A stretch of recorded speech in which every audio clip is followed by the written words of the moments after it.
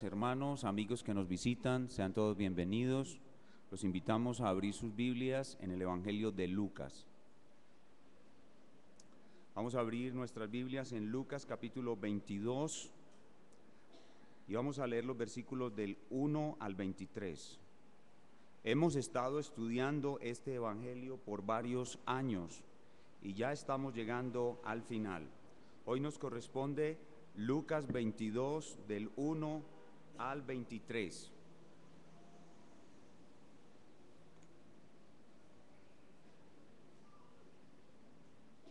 Y vamos a leer las Sagradas Escrituras, luego las vamos a explicar y las vamos a aplicar a nuestras vidas con la ayuda del Espíritu Santo. Lucas 22 del 1 al 23. Hermanos y amigos, esta es la palabra de Dios. Escuchémosla con reverencia. Estaba cerca la fiesta de los panes sin levadura, que se llama la Pascua, y los principales sacerdotes y los escribas buscaban cómo matarle porque temían al pueblo. Y entró Satanás en Judas, por sobrenombre Iscariote, el cual era uno del número de los 12. Y este fue y habló con los principales sacerdotes y con los jefes de la guardia de cómo se lo entregaría. Ellos se alegraron y convinieron en darle dinero, y él se comprometió y buscaba una oportunidad para entregárselo a espaldas del pueblo. Llegó el día de los panes sin levadura, en el cual era necesario sacrificar el cordero de la Pascua, y Jesús envió a Pedro y a Juan diciendo: Id, preparadnos la Pascua para que la comamos. Ellos le dijeron: ¿Dónde quieres que la preparemos? Él les dijo: He aquí, al entrar en la ciudad os saldrá al encuentro un hombre que lleva un cántaro de agua, seguidle hasta la casa donde entrare. Y decid al padre de familia de esa casa: el maestro te dice, ¿dónde está el aposento donde he de comer la Pascua con mis discípulos? Entonces él os mostrará un gran aposento alto, ya dispuesto, preparad allí. Fueron pues y hallaron como les había dicho, y prepararon la Pascua. Cuando era la hora, se sentó a la mesa y con él los apóstoles, y les dijo: Cuánto he deseado comer con vosotros esta Pascua antes que padezca, porque os digo que no la comeré más hasta que se cumpla en el reino de Dios. Y habiendo tomado la copa, dio gracias y dijo: Tomad esto y repartidlo entre vosotros, porque os digo que no beberé más del fruto de la vid hasta que el reino de Dios venga.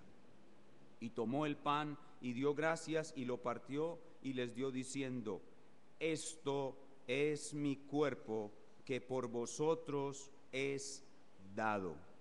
Haced esto en memoria de mí. De igual manera, después que hubo cenado, tomó la copa diciendo: Esta copa es el nuevo pacto en mi sangre, que por vosotros se derrama. Mas he aquí, la mano del que me entrega está conmigo en la mesa. A la verdad, el Hijo del Hombre va según lo que está determinado, pero ay de aquel hombre por quien es entregado. Entonces ellos comenzaron a discutir entre sí quién de ellos sería el que había de hacer esto. Oremos.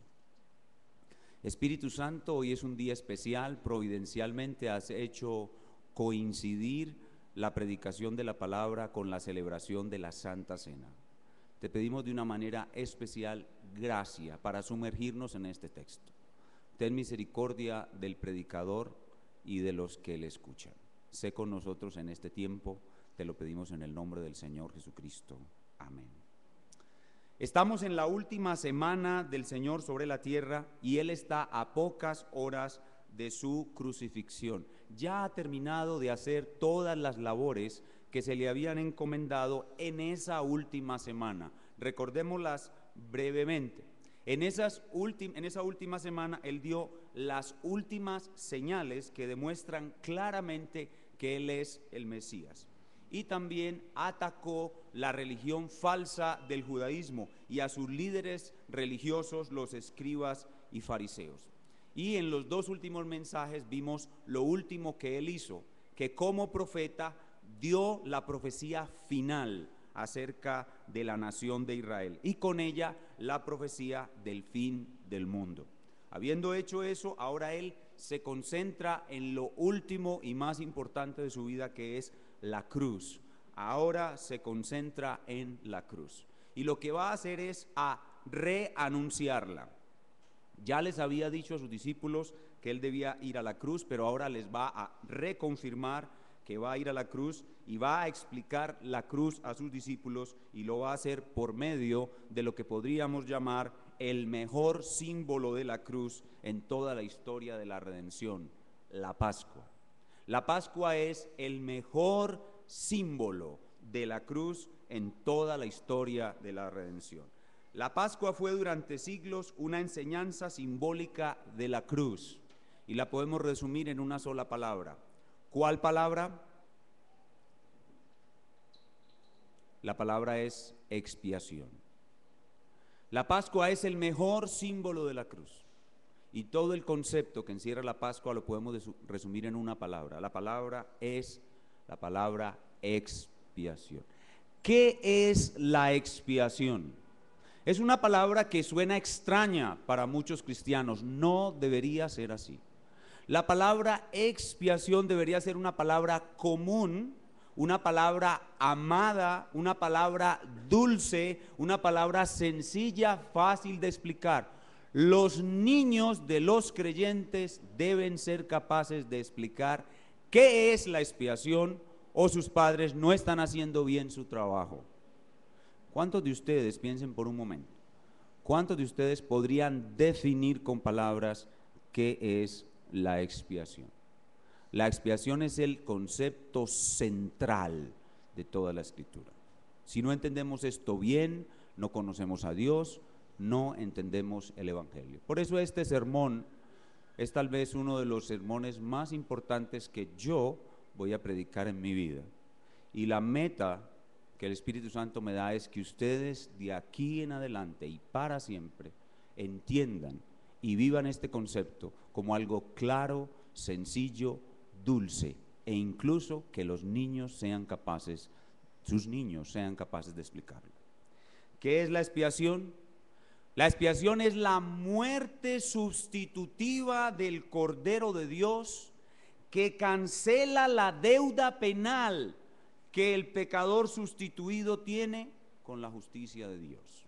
Repito, expiación es la muerte sustitutiva del Cordero de Dios que cancela la deuda penal que el pecador sustitutivo tiene con la justicia de Dios. Un cordero puro, sin mancha, moría en el lugar de una familia y de algunos vecinos a veces, para librarlos del ángel de la muerte que mataría a los primogénitos de Egipto. La Pascua es el símbolo más destacado de la cruz. En la cruz se cumple lo que la Pascua enseñó por siglos, que un hijo de Eva vendría y aplastaría la cabeza de la serpiente, muriendo como un sustituto en el castigo que ellos, los sustituidos, merecían. Hay muchos otros símbolos de la expiación en el Antiguo Testamento, pero solo la Pascua la refleja con tal claridad.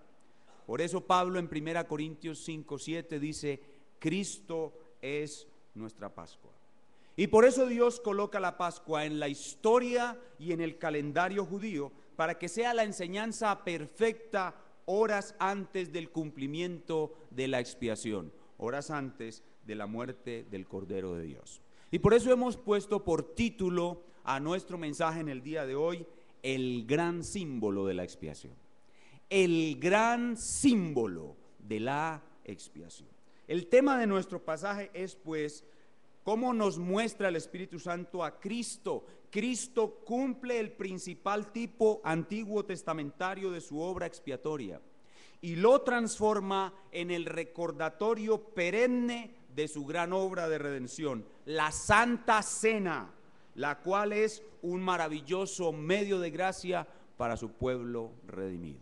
El tema es: Cristo cumple. el principal tipo antiguo testamentario de su obra expiatoria y lo transforma en el recordatorio perenne de su gran obra de redención, la Santa Cena, la cual es un maravilloso medio de gracia para su pueblo redimido. Y para estudiar nuestro pasaje, vamos a dividirlo en 4 puntos, 4 secciones hay en nuestro pasaje. En la primera parte del pasaje vemos la traición previa al gran símbolo. A la Pascua la vamos a llamar el gran símbolo de la expiación.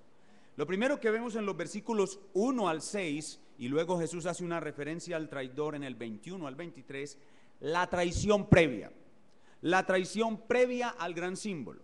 En segundo lugar vemos la preparación para el gran símbolo, los versículos 7 al 13, la traición previa, la preparación. En tercer lugar, el anhelo por el gran símbolo. Cuánto he deseado comer la última Pascua con ustedes. El anhelo por el gran símbolo, versos 14 al 16, y finalmente la transformación del gran símbolo. La transformación del gran símbolo. La Pascua es transformada en la Santa Cena, versículos 17 al 20. 4 cosas pues: la traición previa, la preparación, el anhelo y la transformación. Fácil, ¿verdad?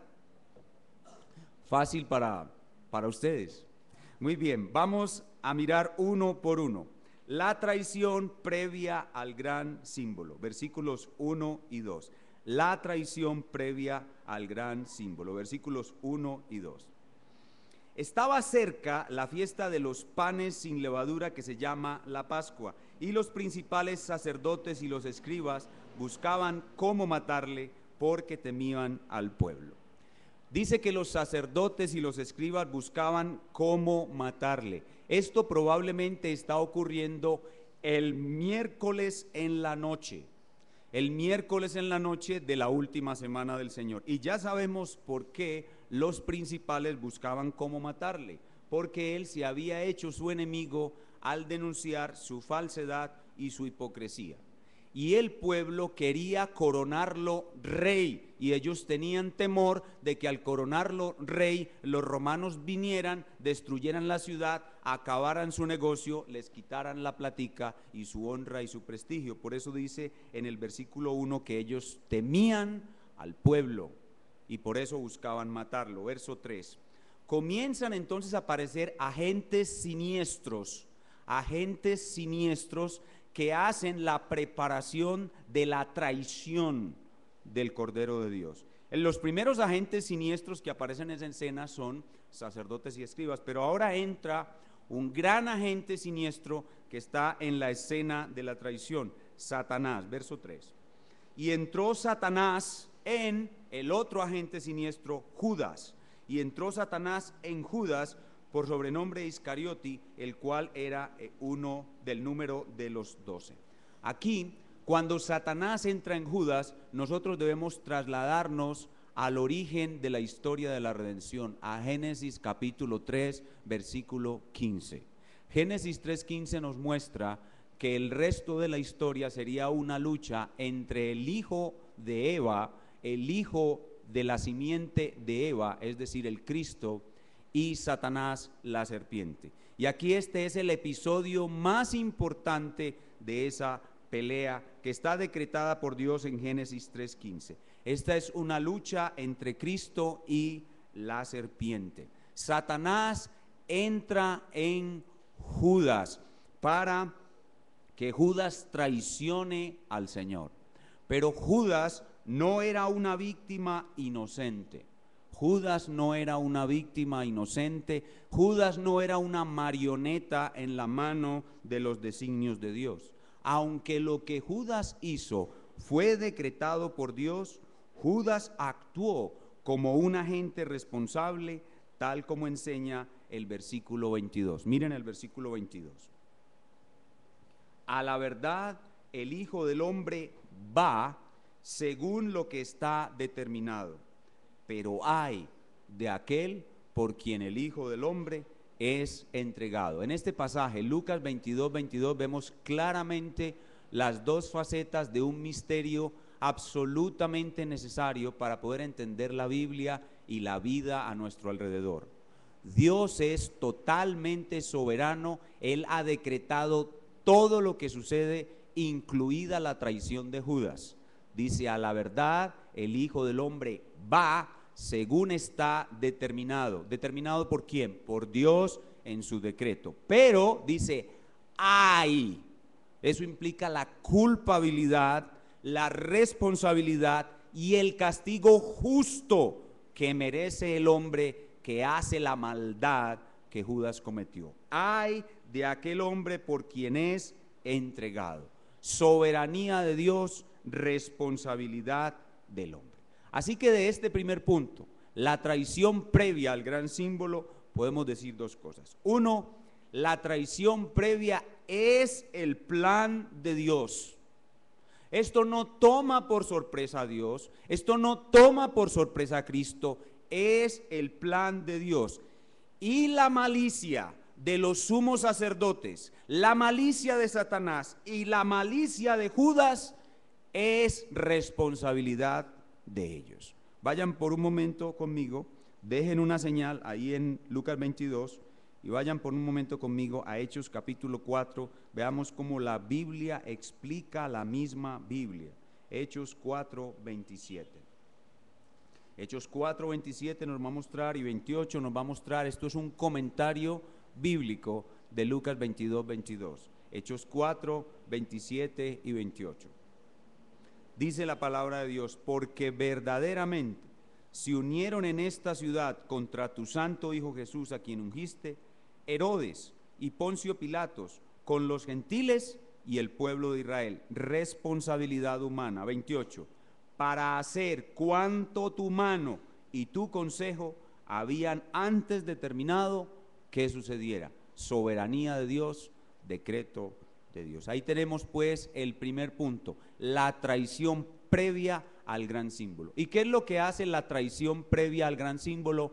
Asegura la muerte del Cordero. Así que la traición previa al gran símbolo es la preparación del Cordero.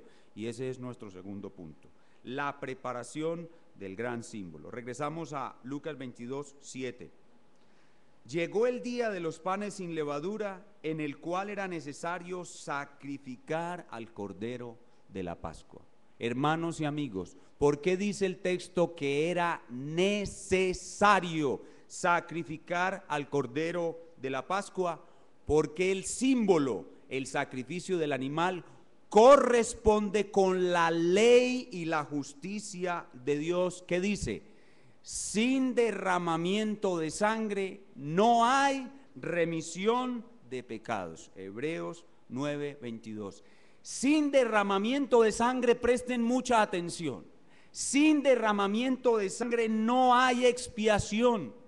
Sin derramamiento de sangre, la expiación no produce propiciación, es decir, la ira de Dios no queda satisfecha. Sin expiación no hay reconciliación, es decir, no se quita la enemistad entre Dios y el hombre. Sin expiación no hay redención, es decir, el hombre no es librado de la esclavitud, no se paga el precio por él para poderlo sacar de la esclavitud de Satanás y el pecado. ¿Pueden ver por qué es necesario que se sacrifique el Cordero de la Pascua? Y el Señor dice ahora que el Cordero simbólico sea preparado. Versículo 8. Y Jesús envió a Pedro y a Juan diciendo: id, preparadnos la Pascua para que la comamos. Él le ordena a Pedro y a Juan: preparen la Pascua. Estamos muy probablemente a jueves por la mañana. La traición, el complot se concerta miércoles en la noche. La preparación comienza jueves en la mañana. La preparación era muy compleja, era un rito que requería muchos elementos complejos, y a Juan y a Pedro les tomaría todo el día preparar la Pascua. Pero no solamente eso, Jerusalén estaba llena de miles de personas que iban a celebrar la Pascua. Seguramente no había un lugar disponible donde preparar una Pascua más. Pero eso no es un problema para el que todo lo sabe y todo lo puede. Ellos asombrados le dicen: ¿dónde quieres que la preparemos? Nosotros no tenemos nada, vamos de un lugar a otro, somos itinerantes. ¿Dónde vamos a tener una cocina para picar estos vegetales y preparar las hierbas amargas? ¿De dónde vamos a ir a comprar el cordero y luego a llevarlo al lugar del templo donde se sacrifica?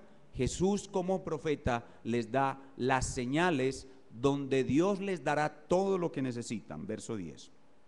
Él les dijo: he aquí, al entrar en la ciudad, una ciudad inmensa que tenía una sola puerta, os saldrá al encuentro, o sea, un hombre vendrá como caminando hacia ustedes.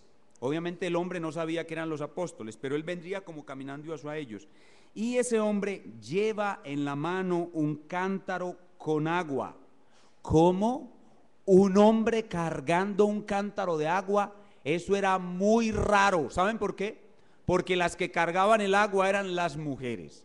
Entonces ahí tienen una señal clara de que Dios iba a proveer en un lugar extremadamente ocupado todo lo necesario para preparar la Pascua. Y aquí vemos de nuevo al profeta máximo de Dios predicando con suprema exactitud y con una mente estratégica lo que había de suceder. ¿Saben qué? Él les dice: miren, sigan a ese hombre y él los conducirá a una casa.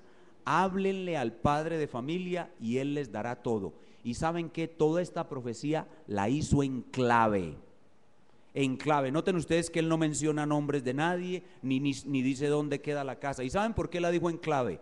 Porque ahí estaba Judas parando oreja. Si el Señor no hubiera dicho esta profecía en clave, probablemente Judas hubiera ido antes a los sumos sacerdotes y lo hubieran prendido de día y no hubiera tenido tiempo de celebrar la última Pascua, que era la más importante. La profecía que él dio se cumplió. Versículo 13.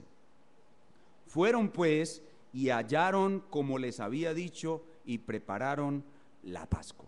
Ya vimos la traición previa al gran símbolo. Ya vimos la preparación del gran símbolo y ahora veamos cómo nuestro Señor abre su corazón. Aquí estamos, hermanos, delante, este es uno de los pocos pasajes de la Biblia donde el Señor Jesús abre su corazón a sus discípulos y deja ver su amor por ellos y obviamente también por nosotros. Él abre su corazón, muestra su vida emocional, muestra su amor y su ternura por ellos y expresa el anhelo por el gran símbolo. Y ese es nuestro tercer punto, el anhelo por el gran símbolo. Versículo 14. Cuando era la hora, se sentó a la mesa y con él los apóstoles. Noten cómo el texto dice: cuando era la hora. ¿Y cuál era la hora? La hora era probablemente entre las 2 tardes, cuando, como leímos en Éxodo capítulo 12, los corderos eran sacrificados entre las 2 tardes. Y aquí vemos la exactitud en el plan de Dios. La exactitud absoluta en el plan de Dios. Y ahora en el verso 15 estamos hablando aquí a corazón abierto. El Señor Jesús abre su corazón, estamos delante del corazón de Dios. 15. Y les dijo: cuánto he deseado comer con vosotros esta Pascua, la última Pascua, antes que padezca. Ahí tienen ustedes el corazón de Cristo al rojo vivo. Y lo que él está diciendo aquí es: yo a ustedes los amo. Yo los amo. Y he deseado con todas mis fuerzas comer esta última Pascua, porque ella señala que estamos muy cerca del final y que yo voy a hacer la obra con la cual ustedes van a ser unidos a mi Padre y a mí eternamente y para siempre.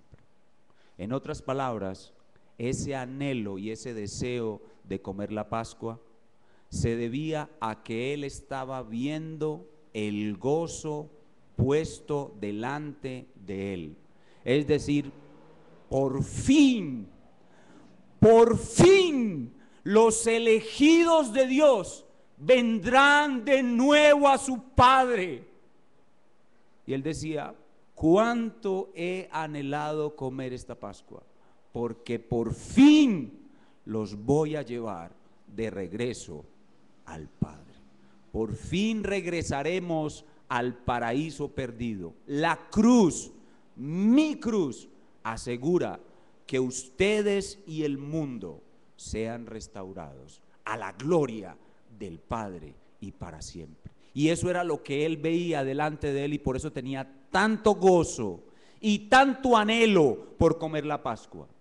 No así cuando estuvo en Getsemaní. Cuando estaba comiendo la Pascua, ¿qué puso delante de él en su mente? El gozo, los resultados definitivos de su muerte. Pero cuando estaba en Getsemaní, ¿qué puso en su mente? Y por eso le causó tanto sufrimiento que sudó gotas de sangre. Puso el dolor, el sufrimiento de la cruz. Cuando él pone el gozo, entonces siente este anhelo. Cuando él pone lo que le va a costar, suda gotas de sangre. Versículo 16. Porque os digo que no la comeré más hasta que se cumpla en el reino de Dios. En otras palabras, mi muerte en la cruz, mis padecimientos aseguran la venida del reino de Dios. Por eso es que Cristo es el Cordero de Dios que quita el pecado del mundo, porque el mundo entero fue renovado por su muerte. Versículo 18, porque os digo que no beberé más del fruto de la vid hasta que el reino de Dios venga.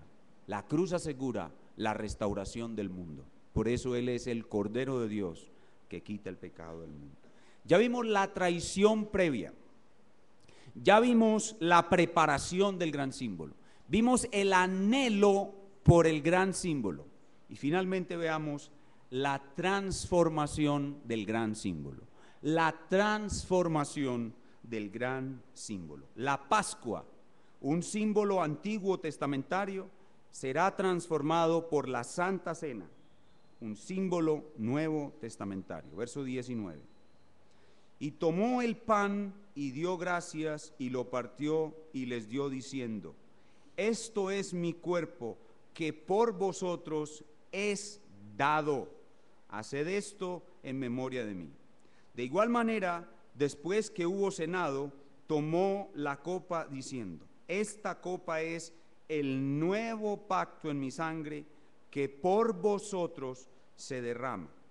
Mas he aquí, la mano del que me entrega está conmigo en el plato. Noten en primer lugar 4 cosas importantes en esta última sección. Noten en primer lugar cómo él hace una advertencia de la presencia de un traidor. La sangre que va a ser derramada, dice el Señor, será derramada por vosotros, pero no por todos.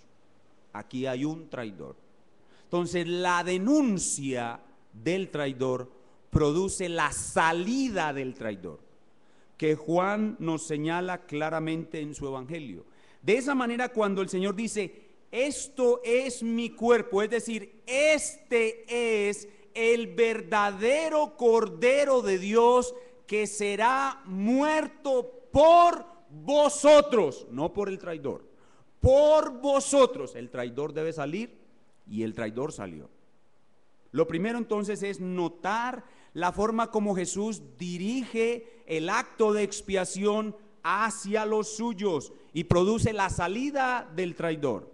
En segundo lugar, noten claramente cómo las palabras del Señor Jesús muestran la sustitución. Mi cuerpo por vosotros.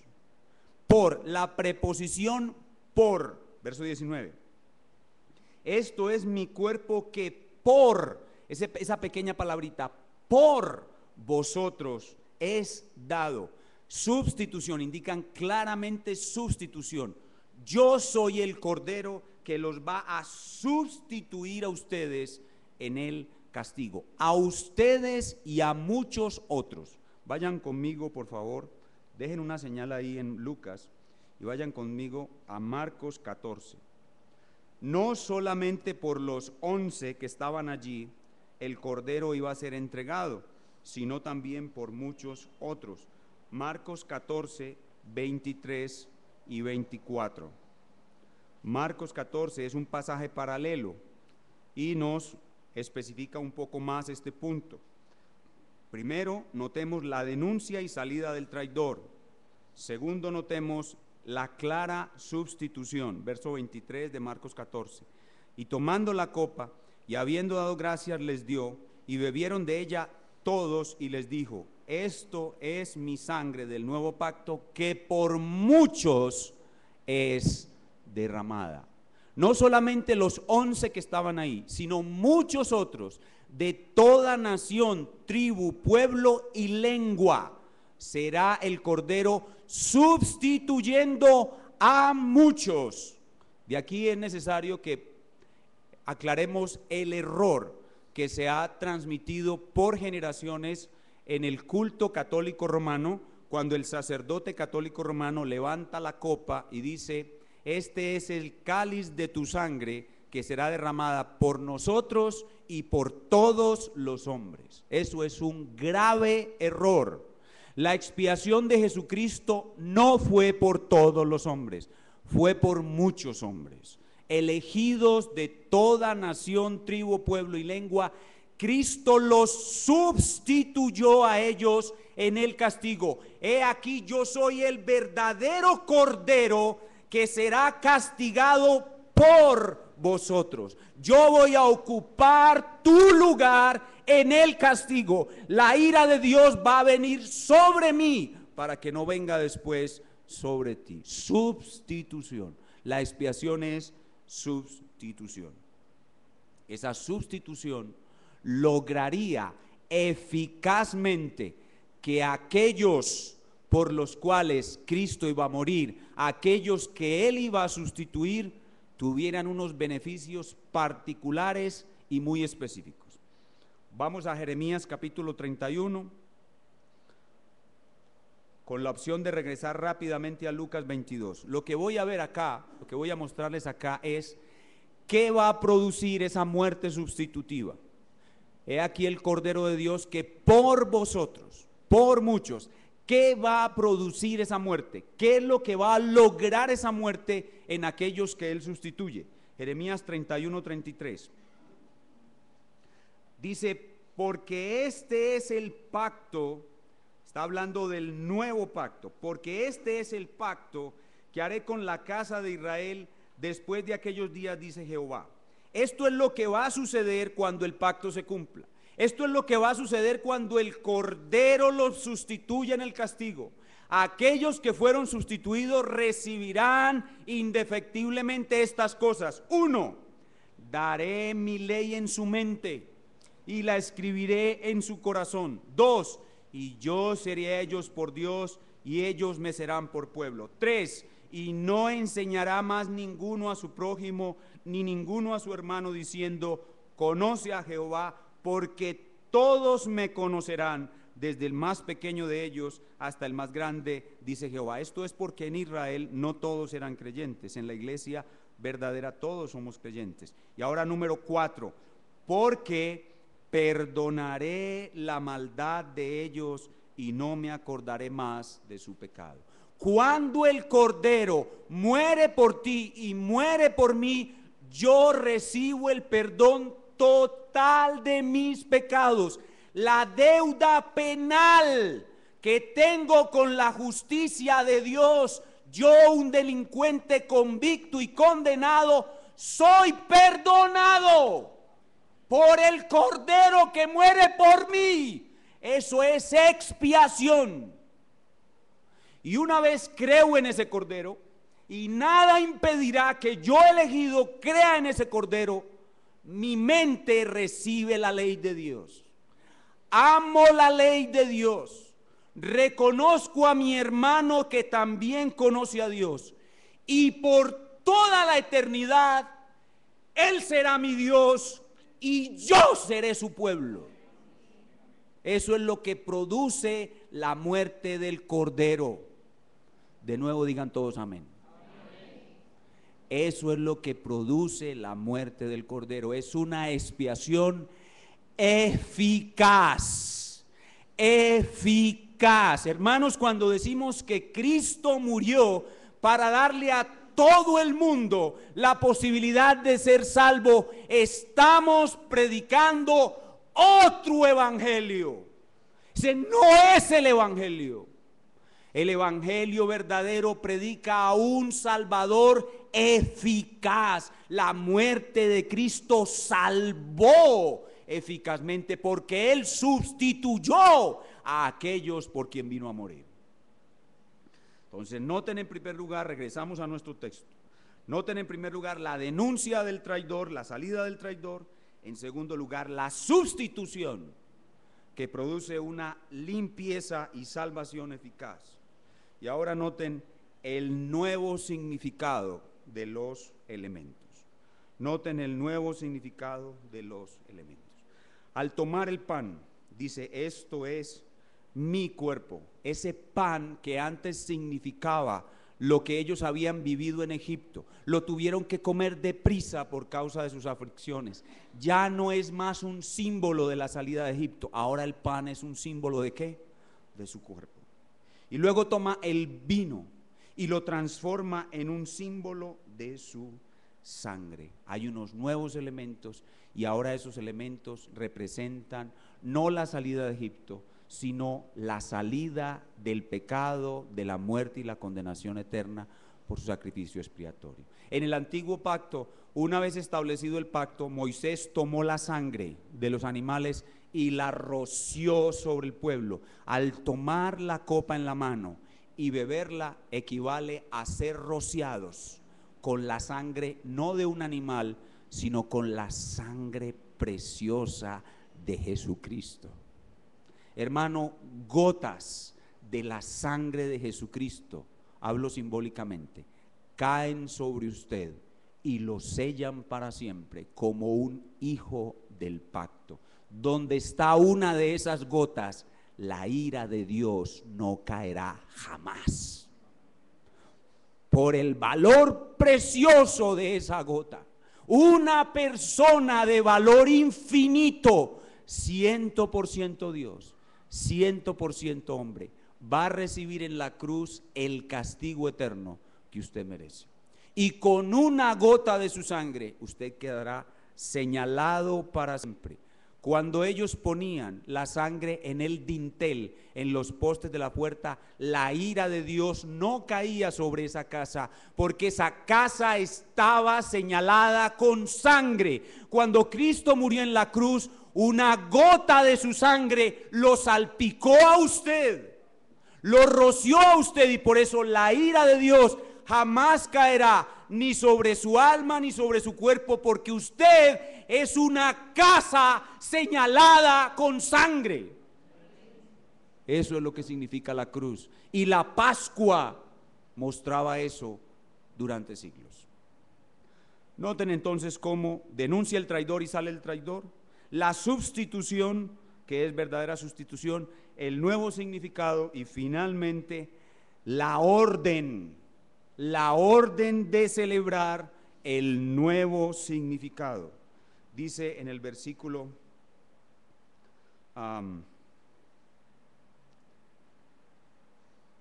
haced esto en memoria de mí, versículo 19. Esto es mi cuerpo que por vosotros es dado. La orden, aquí viene la orden del Cordero. Haced esto en memoria de mí. ¿Qué? ¿Haced qué? ¿La Pascua? No. ¿Qué? La Santa Cena, es decir, los nuevos símbolos con su nuevo significado. Y eso es lo que vamos a hacer en un momento. En un momento nosotros vamos a celebrar la Santa Cena, y espero que con esta exposición de la palabra en vuestros corazones esté fresco este evangelio de la expiación eficaz lograda por el Cordero de Dios. ¿Qué hemos aprendido en el estudio de nuestro pasaje? Primero, la necesidad absoluta de la expiación. Sin expiación no hay salvación. Segundo, la definición de la expiación. Padres, ahora cuando estén en la tarde en sus casas, pregunten a sus hijos qué es expiación y explíquenles claramente la definición. Hagan que la memoricen y memoricen a ustedes. Expiación es la muerte sustitutiva del Cordero de Dios, que cancela la deuda penal que el pecador sustituido tiene con la justicia de Dios. Eso hemos aprendido hoy. Tercero, hemos aprendido quiénes son los beneficiarios de la expiación. Son muchos, entre ellos nosotros. Hemos aprendido sobre la eficacia de la expiación. La expiación es eficaz porque es un pacto. Dios lo comprometió con juramento y promesa que aquellos que Cristo sustituiría serán salvos. Y hemos aprendido que la expiación tiene un gran símbolo, que es la Santa Cena, con grandes beneficios para los que participamos en ella. Dentro de un momento, cuando el ministro ordenado de la palabra consagre los símbolos, el pan y el vino, para nosotros será una gran bendición, una bendición grande para nuestra alma participar de este medio de gracia. Cristo será más real para nosotros. La expiación será más clara y poderosa en nuestra vida. Amaremos más a nuestro Salvador y querremos entregarnos mucho más a Él. Seremos más eficaces para dar testimonio de Él. La Santa Cena es un gran medio de la gracia. Así que, al terminar en este mensaje en el día de hoy, sencillamente las aplicaciones de este pasaje están a flor de piel. Las aplicaciones son muy sencillas y este mensaje es principalmente para los creyentes y los que vamos a participar en un momento en la Santa Cena. ¿Cuál es la primera y gran aplicación? Hermanos amados en Jesucristo, para nosotros es un gran privilegio participar de la Cena del Señor. Es un privilegio disfrutar de la Cena del Señor. Es un privilegio saber que fui elegido antes de la fundación del mundo. Es un privilegio saber que Jesucristo murió por mí y que su muerte fue eficaz. Es un privilegio porque es saber que estoy en pacto con Dios. Yo soy un hijo del pacto. Yo estoy en pacto con Dios. Y esto aumenta mi fe y aumenta mi esperanza para soportar las pruebas que debo pasar en esta vida. Pero hay un privilegio mayor. Hay un privilegio mayor y es este. En la iglesia del Señor Jesucristo hay cizaña revuelta con el trigo. Y algunos que toman la Santa Cena son falsos creyentes, son traidores que en algún momento saldrán, abandonarán su profesión de fe y regresarán al mundo dejándonos, entre comillas, sorprendidos. El mayor privilegio no es saber que yo voy a participar hoy en la Santa Cena, sino saber que yo no soy un traidor, porque perfectamente yo hubiera podido ser un traidor, pero el Espíritu da testimonio a mi espíritu de que yo soy en realidad un hijo de Dios, y ese es el más grande privilegio. El más grande privilegio es que yo no estoy aquí como un traidor, yo no estoy aquí como un impostor, no estoy aquí como un usurpador. Yo realmente tengo evidencia en mi corazón de que soy un elegido de Dios, de que Cristo murió por mí. Y ese es el más grande privilegio. Y si aquí hay alguna persona que aún no sabe estas cosas acerca de su vida, su alma y su cuerpo están en peligro de ir al castigo eterno, porque lo único que puede librarlo de la condenación y la muerte eterna es la expiación. Si la expiación no fue hecha en su favor, entonces usted está en peligro de condenación eterna. Y la Santa Cena que va a ver ahora celebrar, le va a advertir sobre ese peligro y lo va a llevar al arrepentimiento. Pero no solamente debemos hablar del privilegio de participar, sino del costo de participar.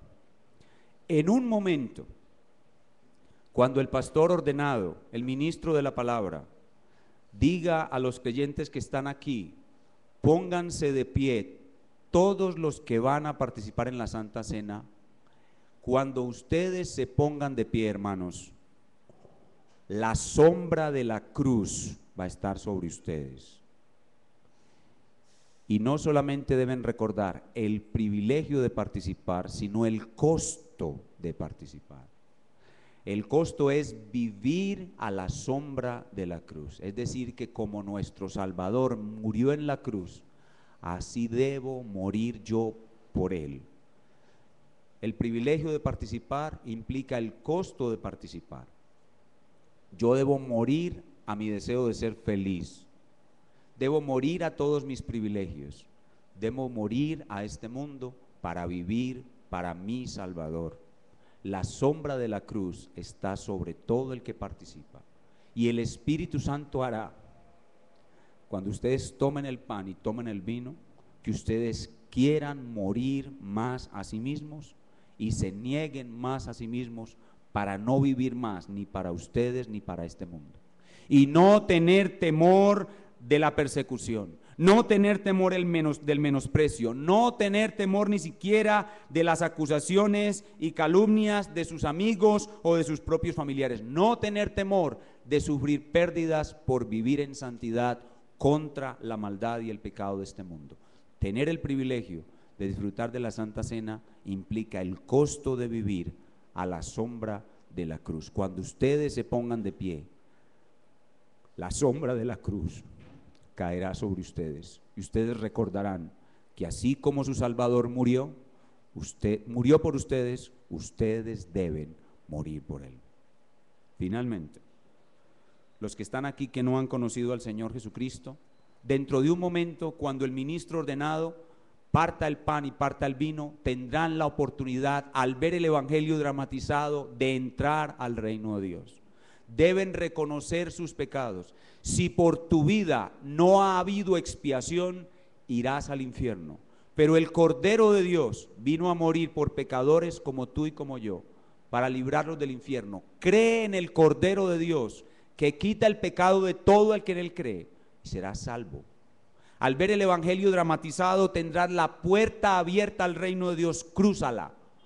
Huye de la ira de Dios contra tu pecado, serás salvo, porque la muerte de Cristo en la cruz es eficaz para salvar a todo aquel que cree. Vamos a ponernos de pie, a terminar en oración y a estar preparados para la Santa Cena.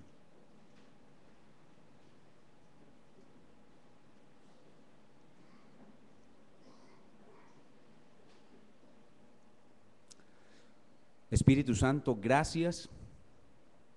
Hoy hemos sentido y vivido tu presencia y tu poder en medio de este culto. Tu trabajo lo has cumplido maravillosamente. Hemos exaltado al Cordero de Dios con nuestros cánticos. Hemos ofrendado para que todo el mundo, para que el reino de Dios avance y muchas más gentes en el mundo puedan conocer al Cordero de Dios. Y hemos visto con nuestros propios ojos al Cordero de Dios en acción en el relato de Lucas, transformando la Pascua en la Santa Cena. Ahora, por tu obra, Espíritu Santo, nuestros corazones están preparados para participar de ella. Gracias por mostrarnos hoy tan claramente la doctrina bíblica de la expiación y permitir que nuestros corazones sean poderosamente afectados por ella. Y tú con ello preparas a un pueblo mucho más dispuesto para vivir y morir a la sombra de la cruz. Ahora te pido que uses al ministro de la palabra, al pastor ordenado, para dramatizar y vivificar el evangelio delante de nuestros propios ojos, y que los que somos creyentes y vamos a participar recibamos grandiosos beneficios, y los que no lo son sean atraídos por el evangelio dramatizado a la puerta del reino de Dios y crucen la puerta, porque sin expiación no habrá nunca para ellos perdón de pecados. Gracias, Padre Dios, por tu amor y bondad al permitirnos esta mañana estar en este lugar y todas las iglesias donde Cristo es invocado y su palabra es predicada bíblicamente son el lugar más solemne de todo el mundo, más importante de todo el mundo. Qué privilegio para nosotros estar aquí. Oh, gracias, Señor. Gracias, Espíritu Santo. Continúa moviéndote con poder en lo que queda de este servicio. Te lo pedimos en el nombre del Señor Jesucristo. Amén.